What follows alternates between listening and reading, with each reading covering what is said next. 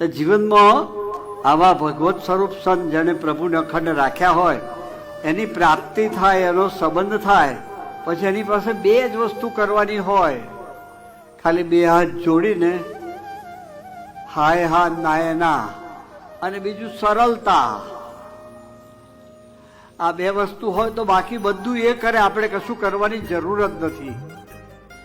ખાઈ પીને મજા જ કરવાની છે. સત્સંગ બહુ સહેલો છે, બહુ સહેલો છે, બહુ સહેલો છે.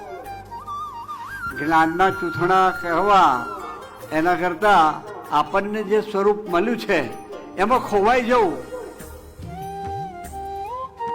એમાં લય થઈ જવું. સ્વામીજી કહેતા કે ખરેખર તમે ભગવાન શ્રી રામના ઉપાસક છો તો હનુમાન જેવો સાધુ શોધીને એમાં સમાઈ જાઓ. આ શબ્દ વાપરતા. ભગવાન શિવ શક્તિના ઉપાસક છો તો ગણેશ જેવો સાધુ શોધીને એની ગોદમાં સમાઈ જાઓ. ભગવાન શ્રી કૃષ્ણના ઉપાસક છો તો સુખદેવજી જેવો સાધુ શોધીને એની ગોદમાં સમાઈ જાઓ. ભગવાન સ્વામિનારાયણના ઉપાસક છો તો યોગીજી મહારાજ, ગુરુહરિ સ્વામીજી એવા સંતને શોધીને એની ગોદમાં સમાઈ જવાની વાત કરી.